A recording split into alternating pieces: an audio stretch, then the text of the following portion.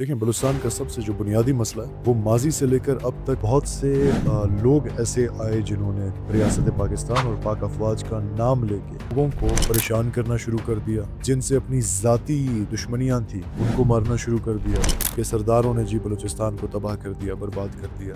हम खुद ये चाहते हैं कि हमारा जो कबायली निज़ाम है उसको मुकम्मल तौर पर ट्रांसफॉर्म करके स्टेट अपनी जिम्मेदारी वहाँ पे निभाए। हम खुद ये चाहते हैं। इनका मसला ये है कि अगर आप इनसे कहें कि जी आप कंडेम करें किसी भी एक टेररिस्ट ऑर्गेनाइजेशन का नाम लेके, फितनतुल हिंदुस्तान का वो नहीं लेके। तो याद होगा मामा कबीर, वो यहाँ से भारत जाता है, महीना वहाँ रहता है और जनवा जाता है, वहाँ पे आज़ाद बलूचिस्तान की बात करता है, हथियारों की बात करता है, टेररिज्म की बात करता है, लेकिन जब वो पाकिस्तान वापस आता है रियासत ने उसे लटकाया नहीं। बिस्मिल्लाहिर्रहमानिर्रहीम। अस्सलाम वालेकुम नाज़रीन, फ़िदा आदिल हूँ। आप HTN देख रहे हैं। क्वेटा बलूचिस्तान में मौजूद हूँ। यहाँ मुख्तलिफ़ लोगों से मुलाकात हो रही है और बलूचिस्तान के जो मसाइल हैं वो हम कराची, लाहौर, पेशावर में जब सुनते हैं तो वो अलग किस्म के मसाइल हैं। यहाँ पे जब आप ग्राउंड पर आते हैं, देखते हैं तो कुछ ऐसे हक़ाइक़ सामने आते हैं कि जिनका उस तासुर से कोई ताल्लुक़ नहीं होता जो हम मीडिया में, सोशल मीडिया में देखते हैं। मेरे साथ सरदारज़ादा अलम ख़ान बिज़ंचो मौजूद हैं। आप नौजवान हैं, कल्लात डिवीज़न से आपका ताल्लुक़ है। सरदार साहब, हमने बलूचिस्तान के मुख्तलिफ़ मसाइल के हवाले से जानने की कोशिश की है। यहाँ पे जो सरदारी निज़ाम है, इस हवाले से भी बड़ी बातें हो रही हैं। आप ख़ुद सरदार हैं, इस हवाले से क्या कहेंगे? जी, सबसे पहले तो वालेकुम अस्सलाम और निहायत ही मशकूर हूँ आपका। देखें, बलूचिस्तान का सबसे जो बुनियादी मसला है वो माजी से लेकर अब तक बहुत से लोग ऐसे आए जिन्होंने रियासत पाकिस्तान और पाक अफवाज का नाम लेके लोगों को परेशान करना शुरू कर दिया, जिनसे अपनी ज़ाती दुश्मनियाँ थी उनको मारना शुरू कर दिया। तो उसकी बड़ी लंबी दास्तान है और उसमें काफ़ी लोग रहे हैं और काफ़ी टाइम तक ये चीज़ चलती आ रही थी और आज के दौर में भी ये चीज़ है। तो ये जब चीज़ हुई तो उसके बाद से जो हमारा नौजवान है उसने पहाड़ों का रुख कर दिया। दिल आज़ारी हुई, ये नहीं कि रियासत से उनको कोई नफ़रत है या पाक अफवाज से कोई नफ़रत है। वो रियासत और पाक अफवाज की नफ़रत में नहीं गए, वो सताए हुए थे उन लोगों के जिन्होंने पाक अफवाज और रियासत का नाम लेके उनको हिरासान किया। पहली बात ये। और दूसरी बात ये कि जहाँ तक सरदारी निज़ाम की बात है, देखें बड़ा एक मशहूर व मारूफ़ है तमाम हमारे अल्हम्दुलिल्लाह पाकिस्तान में कि सरदारों ने जी बलूचिस्तान को तबाह कर दिया, बर्बाद कर दिया। पहली बात तो ये, जहाँ तक बलूचिस्तान असम्बली की बात है, 65 का ऐवान है, ढूंढ के भी आपको 6-7 सरदार नवाब मिलेंगे और बलूचिस्तान में हार्डली कोई 20-25% ऐसा इलाका होगा जहाँ पे सरदारी निज़ाम है। मैं ख़ुद एक उस निज़ाम से ताल्लुक़ रखता हूँ, लेकिन क्योंकि पढ़े लिखे हैं और चीज़ों को काफ़ी नज़दीक से देखा है, दुनिया में हर दौर में मुख्तलिफ़ अदवार में मुख्तलिफ़ निज़ाम रहे हैं। तो इसी तरह सरदारी निज़ाम का भी एक वक्त था, कबायली निज़ाम का एक वक्त था और अब वो कबायली निज़ाम जो है इस तरह से लोगों को फैसिलिटेट नहीं कर पा रहा। अब स्टेट सिस्टम आ गया है और हम खुद ये चाहते हैं कि हमारा जो कबायली निज़ाम है उसको मुकम्मल तौर पे ट्रांसफॉर्म करके स्टेट अपनी ज़िम्मेदारी वहाँ पे निभाए। हम खुद ये चाहते हैं और वो किस तरह से होगा जी, वो गालियाँ दे के नहीं होगा कि जी सरदार बुरा है, फ़लाना बुरा है, ये बुरा है, इस तरह से नहीं होगा। बलूचिस्तान में अगर ये निज़ाम आपने बदलना है, आपने किरदार अदा करना होगा अपनी डेवलपमेंट पे। अब जैसे कि मैं पहले भी ये बात कर चुका कि 2021 में 7 नई तहसीलें हमने बनाई।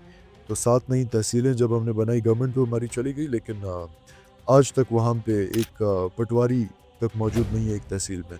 जहाँ एक पटवारी तक मौजूद नहीं है उस तहसील में जो कि स्टेट की नुमाइंदगी करे, वहाँ पे लोगों के मसाइल मामलात हल करे, असिस्टेंट कमिश्नर वहाँ पे हो, जुडिशल मजिस्ट्रेट हो, टाउन कमेटी हो।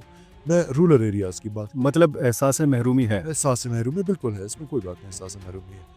तो जब ये चीज़ें आप दे देंगे तो ऑल्टरनेटली, मतलब डायरेक्टली या इनडायरेक्टली लोग इस तरफ राग़िब होंगे, लोगों को कारोबार मिलेगा, वो आएंगे जाएंगे। एक बड़ी सीधी सी बात। सरदार साहब, जो नौजवान पहाड़ों पे चढ़े हुए हैं उनको कैसे उतारा जाए, और जो तंजीमें हैं, मुख्तलिफ BLA है, BLF है, बाकी तंजीमें हैं, और जो तहरीक महारंग बलोच की चल रही है, इन सारे मसाइल को कैसे हल किया जा सकता है और बुनियादी ज़िम्मेदार आप किसको समझते हैं?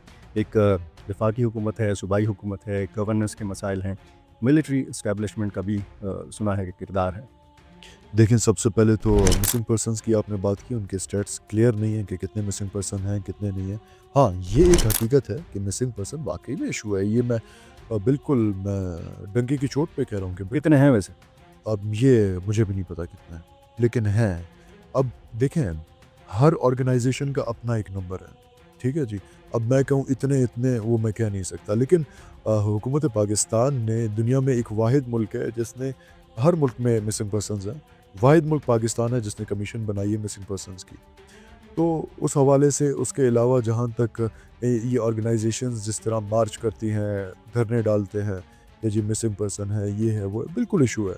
लेकिन ये इनका मसला ये है कि अगर आप इनसे कहेंगे जी आप कंडेम करें किसी भी एक टेररिस्ट ऑर्गेनाइजेशन का नाम लेके, फितनतुल हिंदुस्तान का वो नहीं लेंगे। दे विल से कि जी हम पाकिस्तानी हैं और हम टेरर एक्टिविटीज़ जितनी भी हो रही हैं, नाइंसाफ़ियाँ, इनजस्टिस, उनकी मजम्मत कर रहे हैं, लेकिन पर्टिकुलरली किसी का नाम लेके नहीं कहेंगे। और ये जितनी भी टेररिस्ट ऑर्गेनाइजेशंस हैं, सबसे ज़्यादा तो मिसिंग पर्सन इन्होंने किए हैं, सबसे ज़्यादा तो बलोच इन्होंने मारे। तो कम अज़ कम इतना जिगर गुर्दा पैदा करें, अपना किबला दुरुस्त करें, सबसे पहले तो उनके लिए निकलें। तो ये एक बड़ी अजीब सी बात है, इसमें काफ़ी प्रोपेगेंडा है और काफ़ी एक जगह पे थोड़ी बहुत हकीकत भी शायद होगी। लेकिन रियासत ने हमेशा नरमी दिखाई है। आपको याद होगा मामा कदीर, वो यहाँ से भारत जाता है, महीना वहाँ रहता है और जेनवा जाता है, वहाँ पे आज़ाद बलूचिस्तान की बात करता है, हथियारों की बात करता है, टेररिज्म की बात करता है। लेकिन जब वो पाकिस्तान वापस आता है, रियासत ने उसे लटकाया नहीं, जबकि चाहिए था लटकाता, लेकिन रियासत ने नरमी दिखाई, छोड़ दिया, घूमता फिरता रहा। इससे ज़्यादा रियासत क्या करे? सरदार साहब, ये आज़ाद बलूचिस्तान की बात हम इंडियन मीडिया पे और सोशल मीडिया पे बहुत ज़्यादा सुनते हैं। आप ग्राउंड पर मौजूद हैं। यहाँ का नौजवान, यहाँ के आम लोग जो हैं वो क्या सोचते हैं?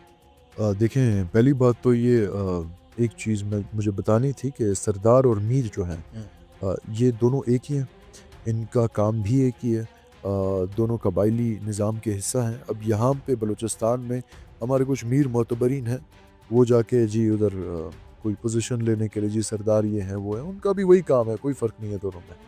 और दूसरी जो आपने बात की है इंडियन मीडिया के हवाले से, देखें इसमें कोई शक नहीं, बलूचिस्तान की जहाँ तक पॉलिटिक्स गवर्नेंस की बात है, वो तमाम मुल्क से बिल्कुल मुख्तलिफ है, क्योंकि यहाँ पे इंटरनेशनल इन्वॉल्वमेंट नहायती कुछ ज़्यादा पैमाने पर है, क्योंकि ये वो ख़ित्ता है बनने जा रहा है जो दुनिया का नक्शा दोबारा से बदल सकता है।